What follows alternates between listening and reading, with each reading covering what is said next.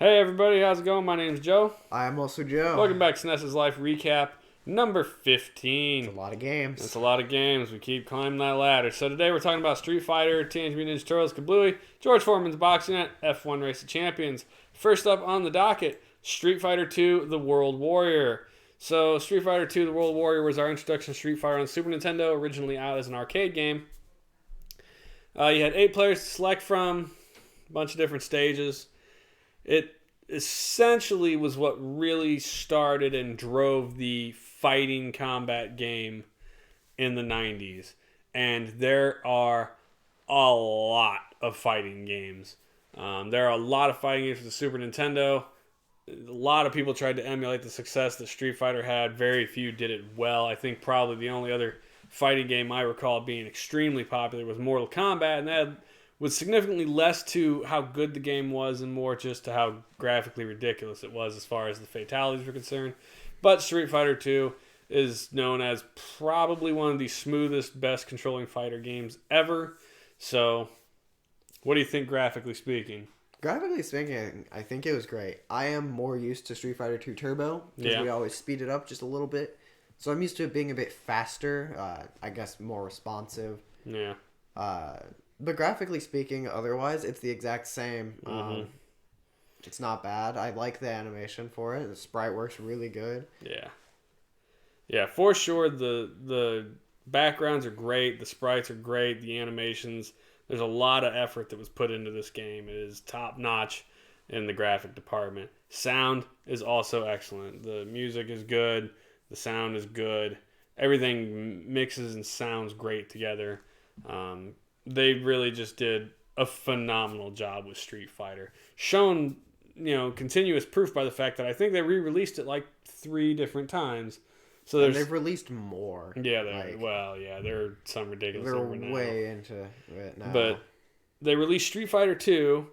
There was like Street Fighter 2 Championship Edition, Street Fighter 2 Turbo Edition, Street Fighter Alpha 2.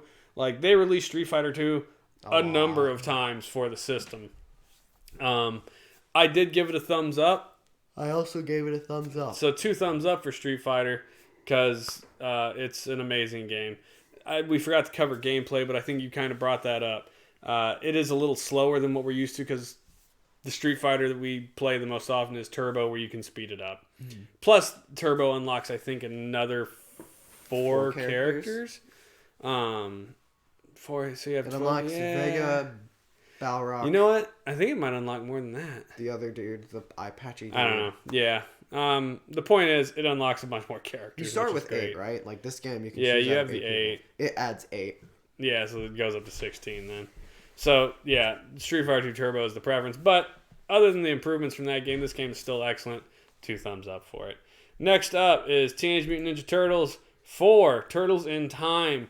This is a side-scrolling beat-em-up, and an impressive one at that, frankly. Yeah. Anybody who grew up in the 80s or early 90s was a Ninja Turtles fan. Everybody was. Everybody loved Ninja Turtles. I love how Krang just flies off with the statue. Everyone's a Ninja Turtles fan in general. Like, I don't think I know someone who doesn't know what Ninja Turtles is, but, like, dislikes them. That's fair. And they remake Ninja Turtles with, like, every generation that has been. Yes, they do. Now, this game, graphically speaking, I think is another excellent game. It's not on the same level as Street Fighter as far as artwork and pixelation goes. It's a little more rudimentary, but it's still very well done. The animations are very smooth. The movements are very quick. And it does look very good. The color palette's nice. And it's a very fun beat-em-up, in my opinion. I'm not good at it. What a surprise. But we played with your friend Dave. Yep, Dave came over this Dave is very good at it. Yeah. So he pretty much carried me through the game. Music and sound in this were also very well done. And then gameplay, I think a couple of things that excel at this game. First off, we've played Final Fight, and one of the downsides of Final Fight was, it's just your hands, basically. Mm-hmm. This one, you each get a weapon. And sure, the weapon is meh, That right there, though, is what made this game. If you walk into a dude and hit your attack button, you spin him around and throw him at the screen. Yeah, and that is what blew everybody away when this game came out. They're like, oh my god, he just threw him at the screen. And not only does he throw him at the screen, but that's actually a required thing to beat Shredder the first time you encounter him in this game. You have to throw him at the screen, because you end up seeing the game from the point of view of Shredder, like driving a robot, and you're throwing dudes into Shredder's face. So it is amazingly well done. A definite thumbs up from me on this one. I gave it a thumbs up as well. Also a thumbs up. So did Dave. And Dave also gave it a thumbs up. This game is definitely one of those games that's worth going back and playing if you are any kind of fan of beat 'em up or Ninja Turtles. Because really you don't have to just like Ninja Turtles to play this game. There's Krang. Just any fan of a good beat 'em up, this is a solid choice. Next up is I think probably the worst game we played, frankly. Oh, look at the pain on your face. It's so sad. It was so boring. Look, that's the only word to describe it, I think. Because I love a good puzzle game, right? Yeah, it is a puzzle game. And it's not like it was bad. It was, like, there were some tricky levels. Like, yeah, it got there. It wasn't bad. It was very forgiving with lives. Every time you completed a level, it gave you a life back. So if you have save states and you never lost a life, then you just kept getting them. But there's like no music. There's this creepy lady saying "get ready" all the time. Yeah. It moves slow. It does not like. It's not a game that was made for the NES. No, it was made for a bunch of systems previous to the Super Nintendo. And I think it really shows. Like it does. Now, here's my thing, though. When you want to break this game down, let's look at it graphically speaking. The graphics aren't impressive, right? You know what else wasn't impressive? Lemmings. The graphics for Lemmings were not impressive. But Lemmings was fun. Lemmings was also fast-paced. This is a very slow, methodical game. I don't know that Lemmings was fast-paced. I think it... more involving? No, I think it tricked your mind into thinking it was fast-paced. Because in the later levels, particularly in the 2 players, you had to scroll across those giant maps to try and keep track of where dudes were. And in this one, everything is compressed into a very tiny space. So I think Lemmings just kind of tricked you into being like, I have to hurry and be quick because it was across the map. This, on the other hand, kept it compacted. I don't know. Look, I'm just saying this game didn't really look that much worse or better than Lemmings. I think they're kind of same level graphically. Lemmings wins on sound. It had music. For sure. And it didn't have some creepy lady being like, get ready. Which, Otherwise, gameplay was very simple. Like, the controls were easy to get. You know, like you said, the gameplay was very forgiving on you. Like, the game wasn't bad. But it's not something I would play again. So I did give a thumbs down. Hello, mascot, making noise on the screen. Dog. You? I was the one that played it, and I gave it a thumbs down. Yeah. It was not worth going back and playing. No. Not the worst game on the planet by any stretch, but also not... Like, if I was going to play a puzzle game between this and Lemmings, wholeheartedly. Yeah. There's so many other puzzle games that I would rather play than this. Also, this dude doesn't go, oh no, before he dies. Next up, George Foreman's KO Boxing. A super roided out chic dude with the curly mustache. He does have a very nice mustache. Crazy good mustache. So George Foreman's Boxing. One of you had to be George Foreman. Come on. Graphically speaking, the game doesn't look terrible, actually. I agree. Graphically speaking, it is a lot better than the other fighting game we played like this. What was the other one we played like this? We played a wrestling game together. Well, WWF WrestleMania was not great. And then the only other game I can think of that was sort of similar would be Pit Fighters. And Pit Fighters looked terrible. Okay, so this game looks good. The graphics are okay. The color palette's great. The shading and the pixel art done on the character faces is awesome. The guys in the ring, George Foreman's George Foreman. The problem is that there are, I think 12 other opponents, but there's only 4 bodies. And then they just just reskin. Right, they change the skin color and the face. I'm not too surprised. Yeah. I will say, if you're playing multiplayer, you cannot, first player cannot choose who they are. They are always George Foreman. Look,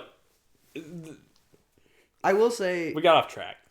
Graphically, the game is good. Okay, yeah. The shading's good. The pixel art's good. I really enjoy the little portraits where it shows your dude as he's getting beat up for your health. The lower your health, the worse you look. Sound. Again, no music. There was a lot of punching, though. Yeah, and you could hear people in the background, so I guess there was background sound, but it was forgettable. And the punching was fine.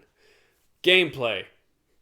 So, I'll go ahead and start this. The 2-player gameplay was a lot of fun, in my opinion. 2-player gameplay was great. In fact, I really enjoyed it, and it almost, like, I wanted to give it a thumbs up because of the 2-player gameplay. Like, it was a lot of fun. But you have to take it in all together. And I think George Foreman is probably better than any of the other dudes in a 2-player setting. But the 1-player setting, so ridiculously difficult. Punishes the hell out of you. You have to memorize their fighting type. Each character's fighting type, and there are 12 dudes that you have to fight. Actually, I think there's 15. I don't know. There's a lot of dudes you have to fight, and they get progressively more difficult, especially at the end. We kind of cheated our way through the game because level selected. There is a cheat where if you hit start and then A and then unpause the game, the opponent's health just drops all the way to 0 and they fall. Forgot about that. Oh, dude, how could you forget about that? It was the funniest thing ever. We did that all the way to the last fight, and the last fight you punch him, like he doesn't punch much, so you can get a lot of hits in, but it uses little bits of his health, and then he punches you twice, and you're immediately down. Yeah, it was bad. Like if you don't dodge his punches, you're done. The game in a single player mode is bad. It's so hard. And I'm not saying it's impossible. I don't think any of these games are impossible. But it is one of those games where to beat it, you would have to dedicate a ludicrous amount of time to memorizing everything. However, the 2-player version was extremely fun. We had a really good time with that. So is the game worth playing again? If you're playing by yourself, probably not. If you're playing with your buddy and you just want to have a fun time for a little bit, yeah, pick it up, play it for 10 minutes, because that's probably all you're really going to want to play it for is about 10, 15 minutes. But I did give it a thumbs down in the end, because you have to take it in as a whole thing. Yeah. I gave it a thumbs down as well, but I would like to say if I had my friend over playing this, which I've had some friends over and we've played a lot of these games before, I think I would play this game as a 2-player game, but then I would force them to play the 1-player mode. And they'd be like, just for them to see it. This is the worst thing ever. Because I like to show my friends the bad games. Like, I'll show them some good games, and they'll be like, oh, this is a lot of fun. And then I'll show them things like Pit Fighter or Chess Master, and they'll be like, oh, this sucks. So, yeah, 2 thumbs down, George Foreman's Co-Boxing. Final game up, F1-ROC, Race of Champions. This is a Formula 1 racing game released in 92.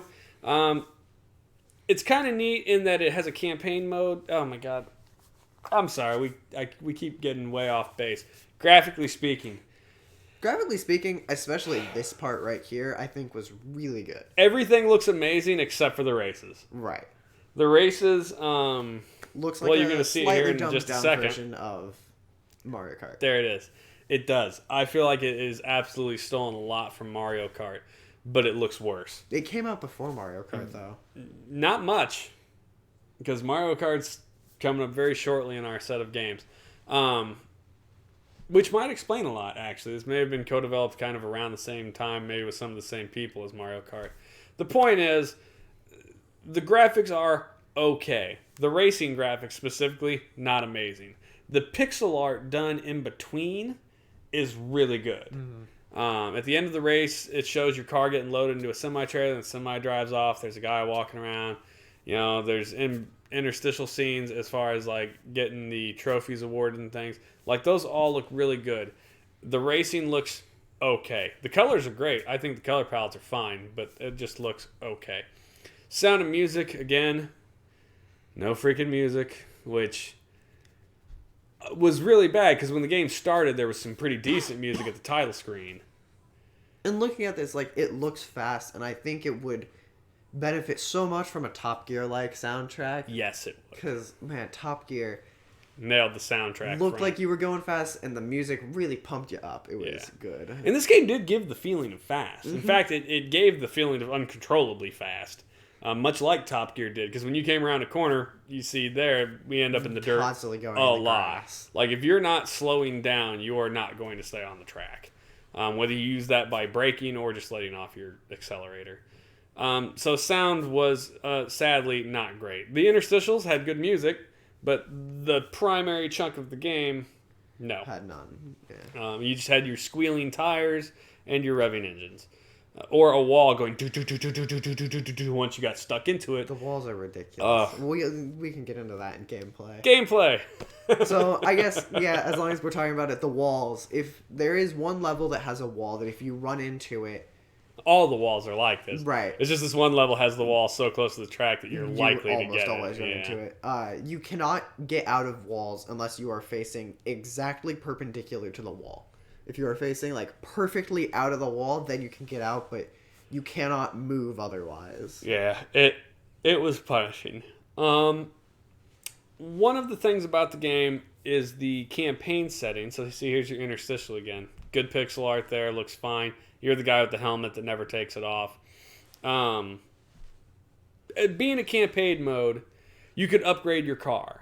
And this isn't like some racing games where you're like, oh, I get better tires or a better engine. It was almost like a simulation game. This is almost simulation level. You get like 3 different choices of front fin, 3 different choices of back spoiler, 3 different choices of tires, shocks, brakes, engines, diffusers for the air, nitrous oxides. Like, you get a lot of parts for your car.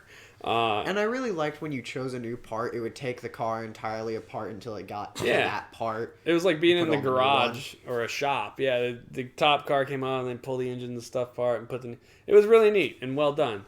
I think that's very cool. In-game, the controls were pretty solid. The steering was generally fine until... See, here's that part I was talking about with the truck loading you up. And the guy walks across, gets it, and you drive. The graphics outside of the race were really good. I don't know why that's on a pink background and there isn't like a road there. Like, I don't know why they didn't do a little extra effort at that, but they didn't. The steering was really tough once you got the better engines and you started going so fast. You had to put a lot of effort into steering. That's my only real complaint about gameplay. It just became hard to control. I think I would agree with that. It was ridiculously hard to control, and there are some CPU that you just aren't gonna beat. Yeah, like if you don't... If you go off the track like once or twice, the CPU you're done. Is past you. And it's not like a little past you. It's like halfway around the race course past you. You know what you aren't gonna win? It felt like Super Off-Road. Yeah, it did. When the computer starts winning, you get 99 nitros, and that boy just... And you can't basically spend anything on nitro because your money is taken up by fixing up your car from running into other cars or walls, or taken up from getting new parts so you can keep up. Yeah, again, campaigning, you take damage in this game, and then you have to pay to fix the damage at the end of the race, so it takes away from your winnings. So it's very interesting simulation-wise. And for someone who wants to play a racing simulation game, I think this is probably a fine game to do that with. Unfortunately, that's not what I want out of a racing game and a video game. I want ludicrous arcade racing like Top Gear or combat racing like Mario Kart.